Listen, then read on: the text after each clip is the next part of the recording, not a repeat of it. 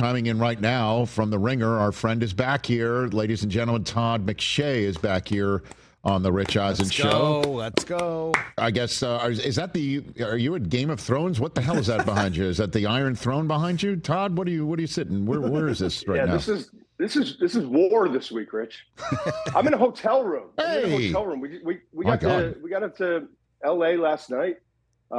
Here all week doing our shows in the Ringer studios. Right. And so I'm in a hotel room now, Jeez. getting ready to jump in the car, drive an hour and a half for probably 20 miles to get to the studio. Okay, very good. We'll be good to go. know the deal. I had no idea. Chris, where's the King's Landing Hotel here in Los Angeles? I have no idea where that is. Great question. My God. Okay. Looking into it. Okay. Do me a favor, not to geotag Todd McShay here. Okay, let's just jump into it.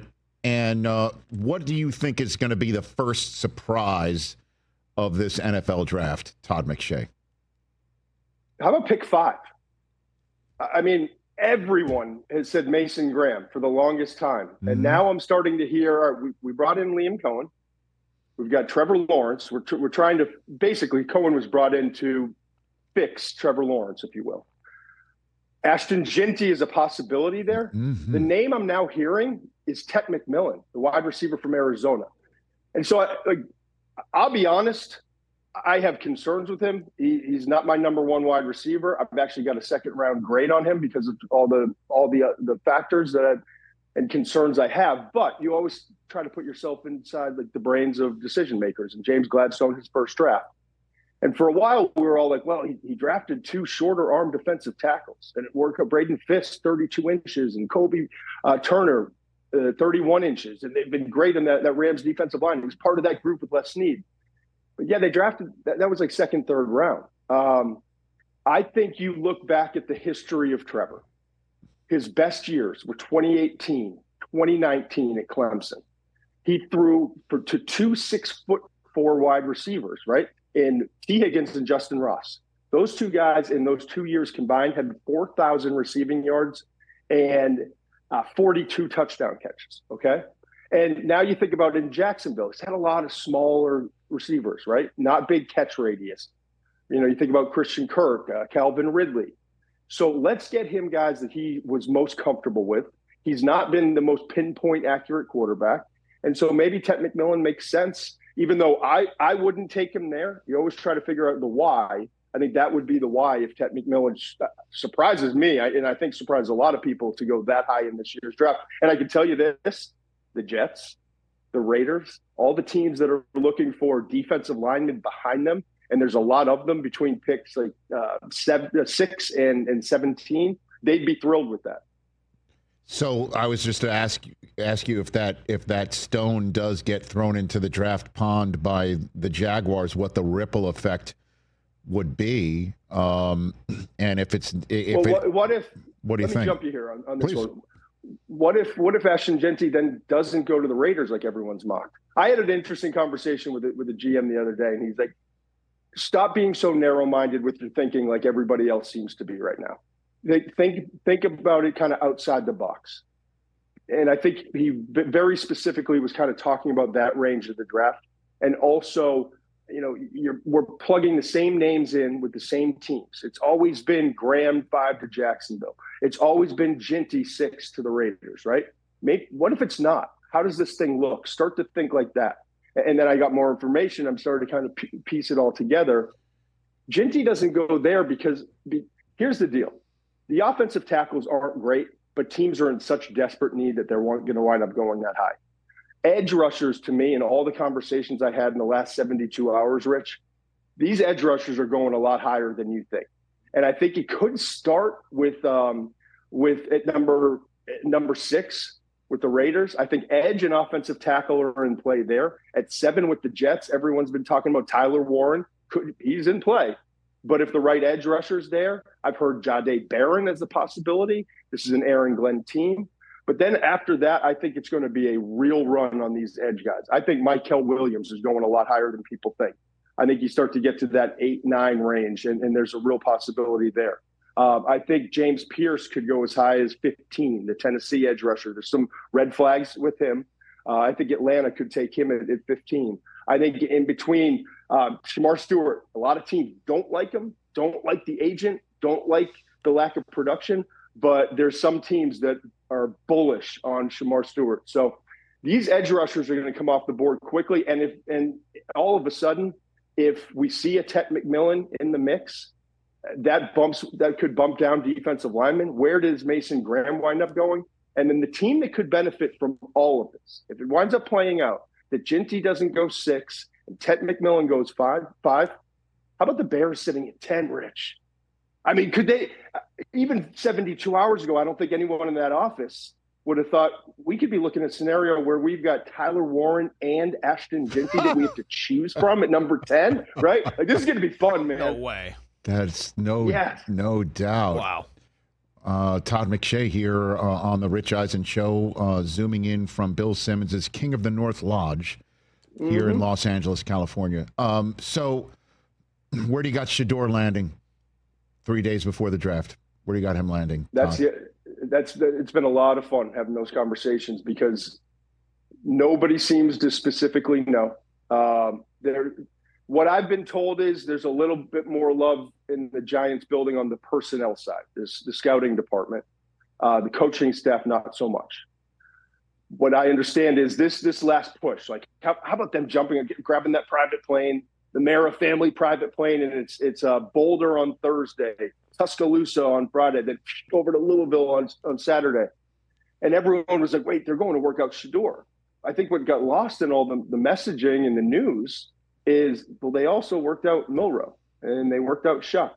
This was about the second wave of quarterbacks is my feeling. Now, again, there are still some people in that building that are, from what I'm hearing, kind of pushing for, or at least being like, we need to consider Shedeur at 3.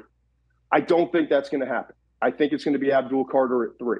So now it's fascinating because the most recent information I'm getting, Mike Tomlin does like Shedeur Sanders. I think that I thought that it was like, that's the floor.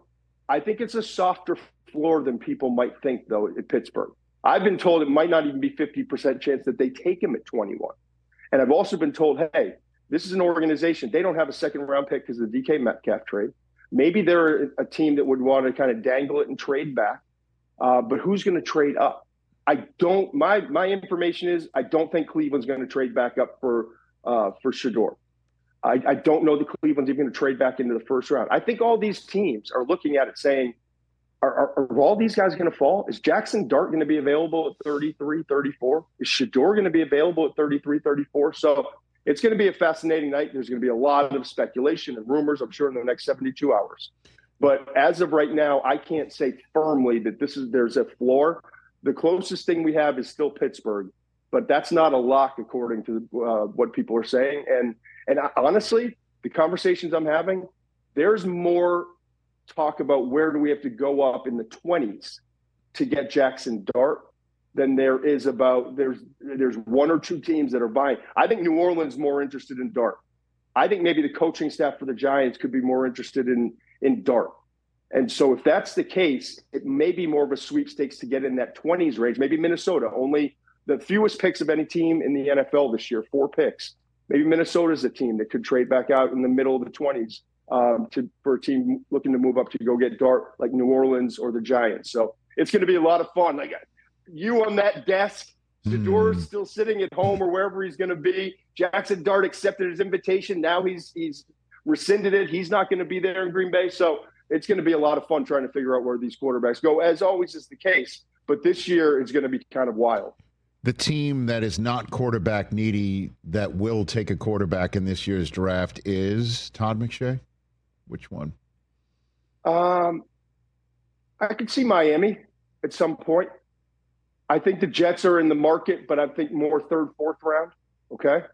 I think the Rams at the right quarterback at the right spot, day 2, maybe early day 3.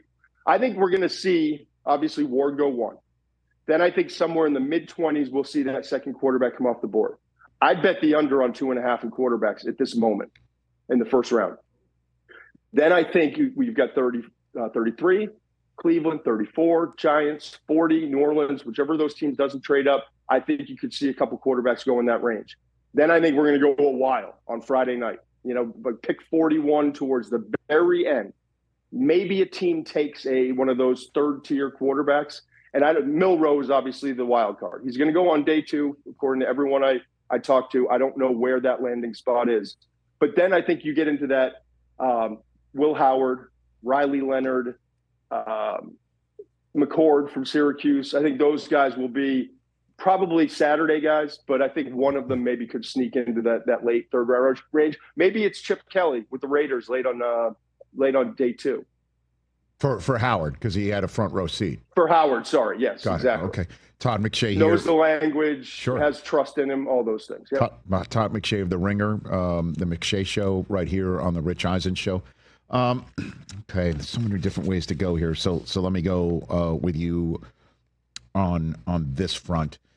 The Tennessee Titans, let's just say, wave a wand and say there is still a discussion in that building about the first overall pick. Somebody calls you up, Todd McShay, and says, listen, we studied the crap out of Cam Ward. You know, we like everything about him, including the way he plays Twitch and on Twitch, you know, plays Fortnite. Okay. And they've studied it all, but there's somebody in the room there pounding the table for Travis Hunter. And they ask you, Todd McShay, advice. What should we do with the number 1 overall pick? Your answer would be what? What should we do? Yeah, I think you take Cam Ward. You have an opportunity. I think the traits are there. You have a head coach in Callahan who's been around. I mean, he's been around Peyton Manning and Matthew Stafford, Joe Burrow. Like he's been around guys and knows how to develop them. And now you've got this clay, if you will, a quarterback who's got great instincts in the pocket. Even though he's relaxed and he's kind of just hanging out there sometimes. If you can channel his instincts, channel his ability, if you just go and look at the clip reel of him when he's on time, in rhythm, receiver making his breaks, back foot drop, he's an absolute assassin in the pocket in those moments. But they're kind of, it's mixed in with a lot of the hanging around in the pocket, waiting for rushers to come, last second, making a move, extending plays, arm angles, all those things are great. And you can't suppress them, but you need to channel all the things he does, in the confines or the constructs of the offense. So I would take Cam Ward at 1 at this point. I truly would. You've got to have the quarterback, or else nothing else matters. And so this would be my swing at it. And I think Cam Ward has the right tools, and you have a coach that can help develop them. But Travis Hunter is number 1 on your draft board, is he not? He is, but he's not a quarterback. Yet. You're always trying to stir things up, Rich. I mean, here we are, 72 up. There's only one certainty in this entire draft, and that's Cam Ward's going 1. And we're gonna sit here and chip away at this. Or the number 1 certainty in this draft is Travis Hunter. He's certain, don't you think? I mean, tell me what's uncertain about him. What, that he's going to try to bite off too much, and thus he's good at none. Because he's trying to be great at 2? Really? I don't know about that one, man. I love him. I feel like you're trying to wedge me in a corner that I don't love. I'm not wedging you anything. I'm talking about the way I feel. That's a YP, not an MP, what Todd. Would you do? What would I do? I would. Yes. I don't know. Listen, because I'm not a tape head. Okay, I'm not an all 22. I'm not grinding tape. I'm just not. So, here's the problem with Travis. Here's the problem. I can't love him any more than I do. Right. I mean, he's absolutely special. I think the thing that goes kind of overlooked because he's so great with the ball in his hands and the athleticism, and the foot quickness, and what he can do on both sides, he might have the best ball skills in the last decade of wide receivers coming out. Like everything in his zip code, he's catching. So I love everything about it. But let me ask you this question. Sure. Who's getting him the football? No, I totally understand that. I get it. So who's getting him the football? I don't know. I mean, Cousins is sitting out there. You could flip draft capital for him. I understand he's late in his career, but there's that option. I guess they're done with Will Levis. You know what I mean? Like plus you can team him up with L'Jarius Sneed when he's not teamed up with Calvin Ridley. You know what I mean? Like what are we thinking? To me, it's I'm much more fascinated. Like you're telling me if Genty goes 10, now Tyler Warren and Loveland could still be on the board? Sure. I mean, like these things are out there, but I'm just talking about the Tennessee Titans. You want to be relevant. You want to win. Obviously wins before relevance. I understand that. I don't know, man. I mean, I'm glued to Tennessee Titans games either way, but I'm just wondering if the casual fan is just curious to see what Travis Hunter looks like and just what does a two-way player in the 21st century look like, and how's that going to be? And, you want to shut down Nico Collins and outscore C.J. Stroud. That's one way to do it. I understand who's getting him the football. That could be a question for another day. I'm just trying to play devil's advocate here. A question for another day? Yeah. Another day. That could be a question for another day. It could be a question for Friday. It could be a question for Saturday. It could be a question for 2026 if you believe in the coaching staff and you want to build. It could be a question for later in the summer if Kirk Cousins is like screaming, "Get me out of here!" I don't know. Okay. I'm throwing that in all directions, Todd. You're just trying to make that first pick fascinating. You have 10 minutes on the clock. I don't know, but I'm last one for you, Todd. The player that if a GM says I've got to emerge from the draft with this guy, who's that player for you? A GM's like, give me a name of a guy that I need to come out of this draft with, regardless of need. Who's that player for you, Todd McShay? I'm absolutely in love with Jaguars Barron. I think he's one of those guys that make the 10 other defensive players do their job and let him go get the football. Let him disrupt. Let him make plays in the run and the pass game. Line him up in the A gap is off the ball linebacker. Line him up at nickel. Line him out wide. I'm hearing now, like I said, he could be in play at 7 for the New York Jets. But then after that, it's like, where is he going to fall to the 20s? I just think he ran a good 40. He's got shorter arms. He doesn't fit the prototype. We've been saying this about Brian Branch and Petrie and Sanders Strill. These guys are difference makers, and if everyone else is doing their job, they make huge impact plays. And I think Jaguars Barron is going to be a guy that comes in the NFL wherever he's drafted, and he's going to be an impact player. And if he doesn't go in that top 10, people are going to say, just like they've said with Branch, just like they've said with all these other guys, man, they should have gone earlier. I think Barron's one of those guys. Okay. What are you doing this week for people to follow you during this draft week for the Ringer? Hit me with live show. Okay. We're competing with you. Live show. We can have NFL Network on one of the big screens, and the McShay Show right next to it. Okay. We're doing a live show coming on an hour before the draft. We'll be on the whole first night, the whole second round, review show after. And then Saturday, we're actually invading Russillo's house here in Manhattan Beach. I'm eating his food. I'm drinking his drink. Yeah, we're taking over. He's got this big man cave down here. So I called him. I texted him. I gave him the town line. I said, we're gonna go do something. You can never talk about it. We might have to hurt somebody. All I need you to do is say whose car are we taking. And he was all for it. So we're taking over his place Saturday. We're going to do a 2-hour live show during the third day of the draft. That's awesome. And everybody check that out on the Ringer and the McShay Show podcast. Todd, you're awesome, man. Thanks for the time. Thanks for the 2 cents. And look for my call next week. Let's chop it up once we know what actually happens. Brother. I love that. All right, talk to you soon, bud. That's Todd McShay of the Ringer. Check him out right there. He knows that I come out of the smoke on Thursday night. I mean, if we're really gonna. That was a very Game of Thrones type way to end it right there. I was going to say Radisson by Blair Witch. Is that what it is? Chaos is a ladder. Very good.